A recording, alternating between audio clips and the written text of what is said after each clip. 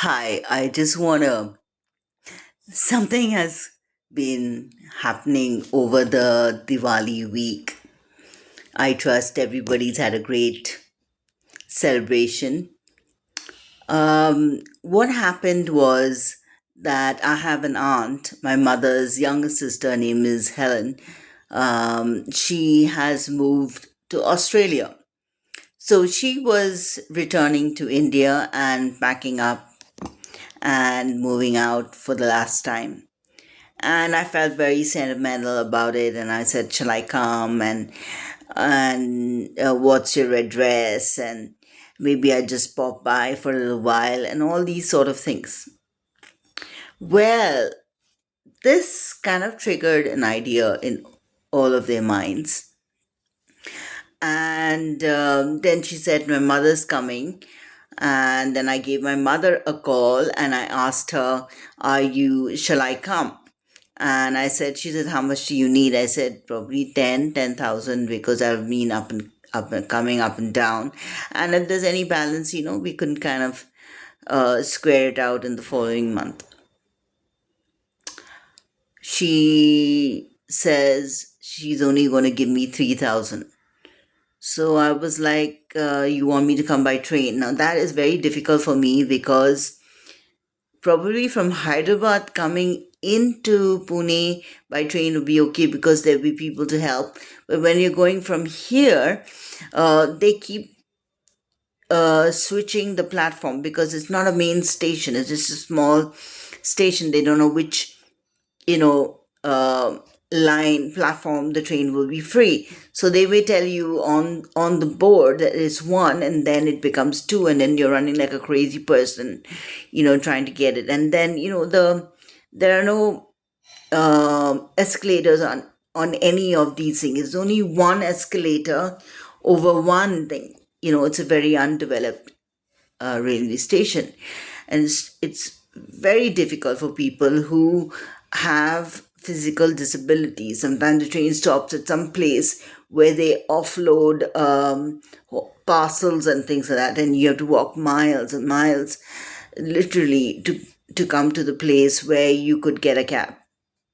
So I just said, I don't think so. This is possible. I tried booking my tickets. They were waitlisted. So I said, "Hey, let's forget it. We talk on WhatsApp and just be friends there." No, we never got to talk on WhatsApp. We never got a. I mean, we did talk, but there was no video calling. There was no conversation. Then she calls me back on the Monday, which is the 17th, and says, "Hey, you know what? We're going to book you a flight ticket." So, what I found, like, why are they booking my ticket when they can give me the money and I can book it? Because I know I'm handling that flight, I'm traveling on that plane. If anything happens, I have the controls of whatever, you know. I said, "Oh, how excited! I'm so happy to see all of them and all the memories of us being together and cousins and everything." And there was no time to discuss.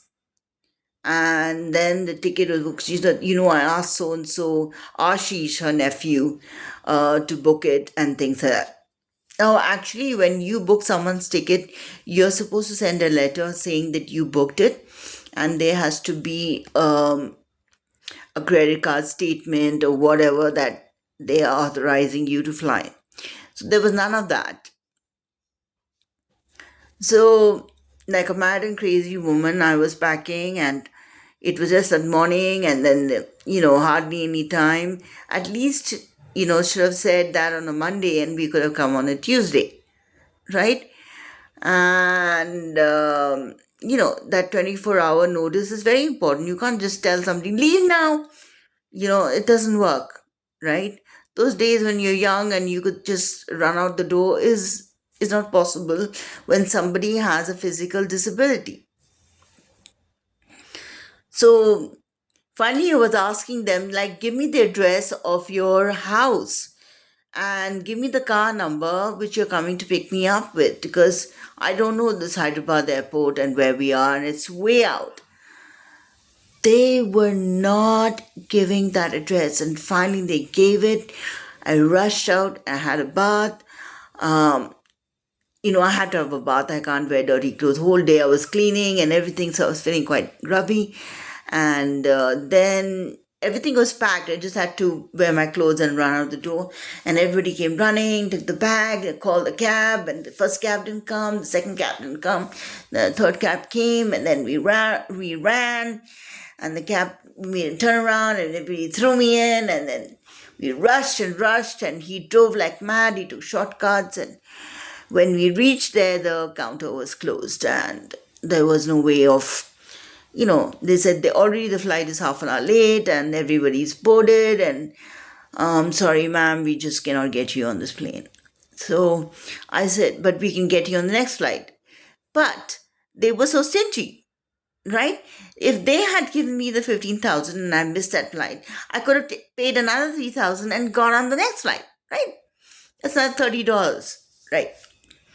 And no, that was not available.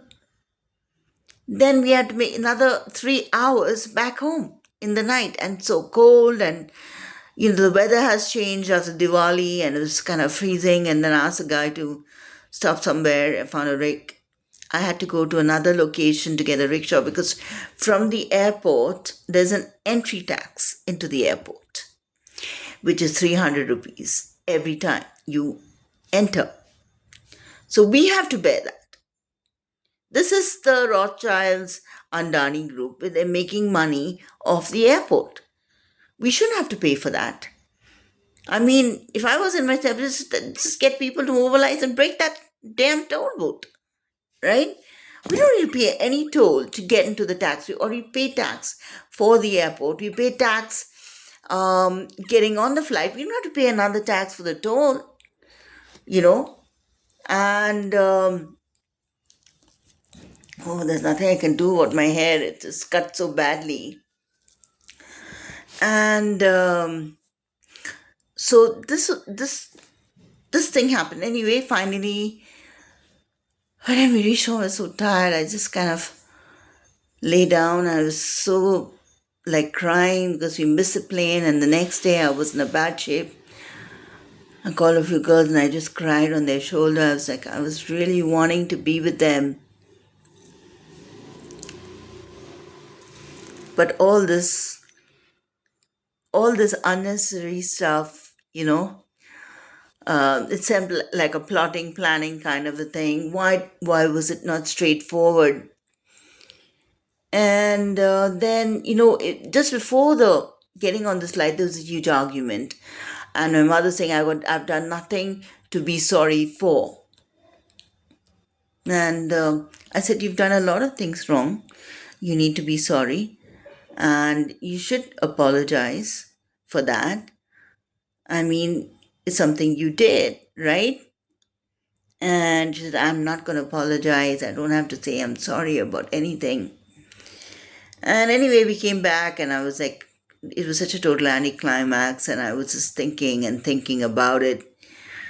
And then they were saying, oh, we bought you stuff and chocolates. But I said, I asked someone who knows somebody, who knows an aunt or somebody who is coming to Pune, and you can just Swiggy, a delivery service. They send you food, but they also do delivery. You can just ask them to deliver it to that house. I don't know who that house is.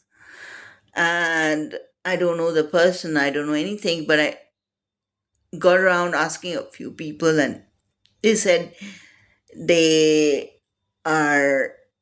that person is coming into Pune, and maybe they can pick it up for me, or they're coming close by to Pune. I don't know. I just said whatever, I would get it. So once we've made an arrangement like that, even that is not honored, right? We are made to look as somebody is incompetent nincompoops. That's what we're made to look by this group. And I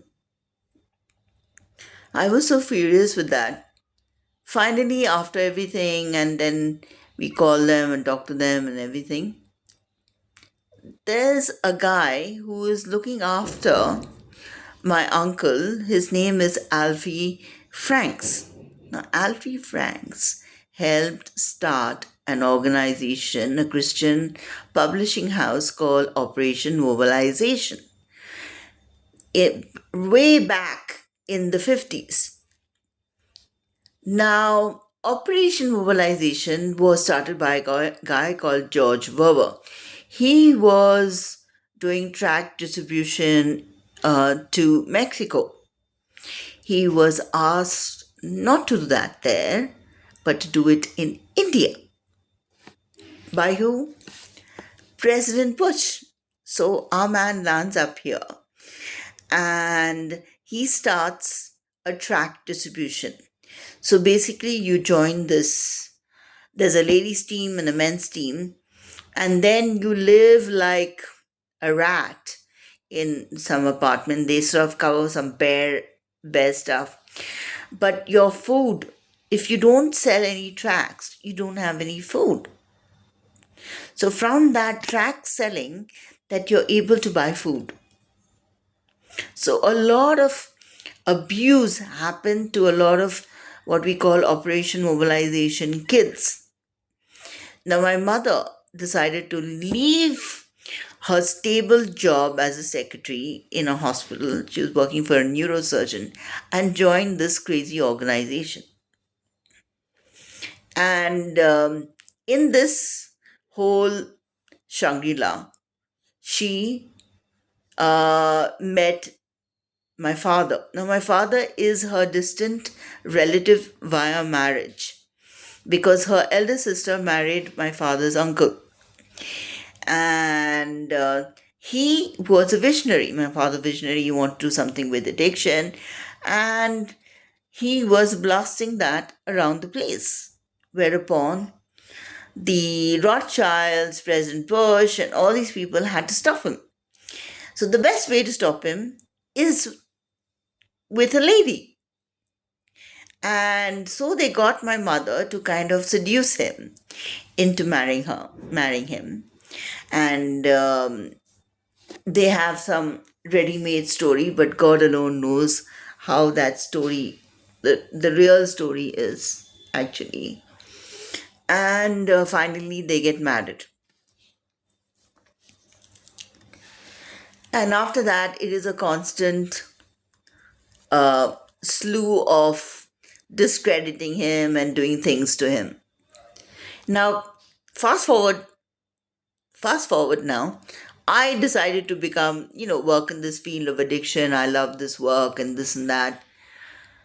This group, there's a special group here in India called the Syrian Malakaran Church. They're in Malabar group, and they are assigned by the Rothschilds to oversee India in the sense, do all the nefarious activities in India through the Rotary Club, especially.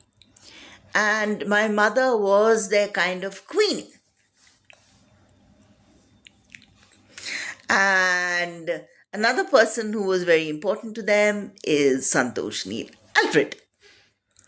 But Santosh Neil Alfred was working directly with the Israel government because his father was buying the arms and everything. So he was directly employed by them. But then the Cyril Manakalan group is very important, right? They are very important for the Rothschilds and everything. Though they are most senior most than the Vatican because they say they started before at the time of Jesus. There is no Jesus in them. So now coming back to this point, now there was a guy who was helping my uncle. His name is Mr. Desmond.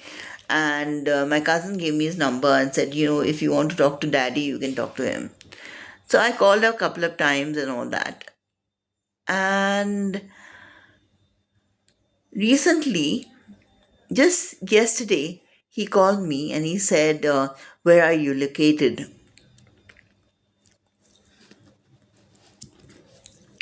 Recently, he said, where are you located? And I said, why is that important? I said, I'm staying in a completely women's program, and no gentlemen are allowed. So I'm sorry, I cannot share that location with you. What is it that you want? No, no, I want to come and see you. I said, no, I don't need to see you. What is so important? I said, yes, I would love to meet my mother. I mean, I'm going to be seeing her after so many years. Definitely, but I am here in Pune for my treatment. And for the last 2 years, I am begging this family to give the funds for this treatment. They have taken my clothes. I kept it in the storage. I don't know where my things are in the storage. They've taken my dogs, broken my house. This is constantly, this is not the first time. This is many times. This Syrian Orthodox group has been doing this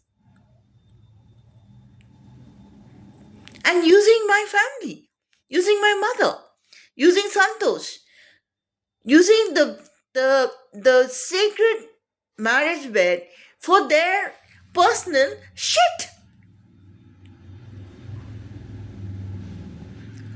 And now this guy's going to come here and drag me out of here. What nonsense is this? What rubbish is this? Why can't we talk? From the wrongdoing of breaking the Arms Act of India, this fucking group has broken the Arms Act of India. Okay? There was no need.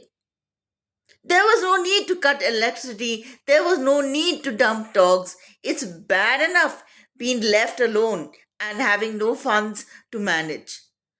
Even if they left us with 4 dogs and no funds to manage, that would have been really hard for me. They made it super hard. They put 10 dogs in the house. They didn't allow the dogs to get rescued or adopted. Then they enter the house without a police warrant. Then the man takes the house um, without the court giving him the order to take the house. Everything. They are fucking lawbreakers.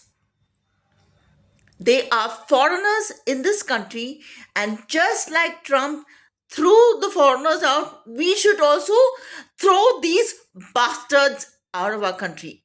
Throw every one of the Syrian Orthodox Christians out, let them go live anywhere else in the world but not India. This is my point. I'm sick and tired of them getting personal in my life